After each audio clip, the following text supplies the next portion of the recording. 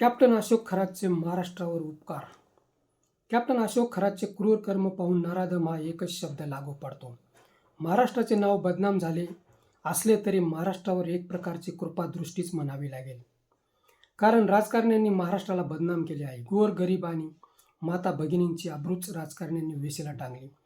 त्यांना या गोष्टीचे सोयरसूतक वाटत नाही. मात्र अशोक खरात यांनी या मंडळींच्या तंबूत बांबू घातला. रविराज साबळे काय किंवा कराळे मास्तर काय यांना कोटींचे खटले दाखल करण्याचे वकिलांकडून समन्स बजावले. मात्र अशोक खरात यांनी राजकारणी पांढऱ्या हत्तींच्या महिला मुलींचा पंचनामा केला तरी कोणाची प्रसुद्धा काढण्याची हिंमत झाली नाही. अशोक खरात यांच्या आश्रमात हजेरी लावणाऱ्यांना लोकांना तोंड दाखवायची सुद्धा लाज वाटते. शिकलेली हुद्द्यावरची मंडळी यांच्या महिला मुलींचे कधीच तोंड लोकांना पाहायला मिळत नाही. मात्र ही हुकली गेली आणि त्यांनी आपल्याच महिला व मुलींकडून या भोंदूबाबाच्या रंगमहालात लिंगपूजन व योनी परीक्षणाची झकास कामगिरी पार पाडली. महाराष्ट्राला हा सर्वात मोठा लागलेला कलंक होईल.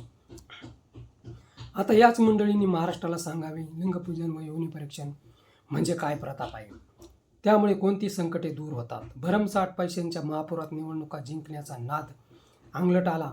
महाराष्ट्रच काय पण राष्ट्राची ही अवस्था वेठबिगारासारखीच झाली आहे. पैशांचा संपूर्ण स्रोत राजकारण्यांकडे वळला आहे. त्यामुळे राजकारणी तुपाशी जनता मात्र उपाशी अशीच परिस्थिती निर्माण झाली. त्याचा फायदा भोंदूबाबांनी उचलला.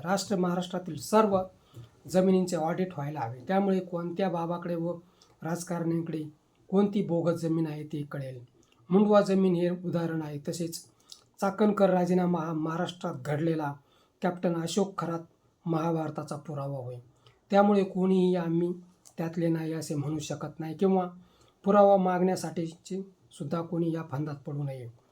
पुरावे मागणारे रामशास्त्रींच्या घरातील नक्कीच नाहीत. कॅप्टन अशोक खरातच्या पापाचे मोजमाप करताच येणार नाही. तरी त्यांनी अशा लोकांना धक्क्याला लावले आहे जे गरिबांच्या कापलेल्या करंगळीवर धार सोडण्याची सुद्धा कधीच शक्यता नव्हती. लातों का भूत लातों की भाषा समजता आहे, पण त्याने हडळींच्या झेंज्या धरल्या आहे. त्यामुळे तरी त्याचे महाराष्ट्रावर उपकारच म्हणायला हवेत. मित्रो, हा व्हिडिओ कसा वाटला ते कमेंट बॉक्समध्ये सांगा. व कॅप्टन अशोक खरात यांचे प्रताप कोणत्या लायकीचे आहे ते सुद्धा कमेंटमध्ये सांगा. आणि ॲक्शन मराठी चॅनलला सबस्क्राईब करा.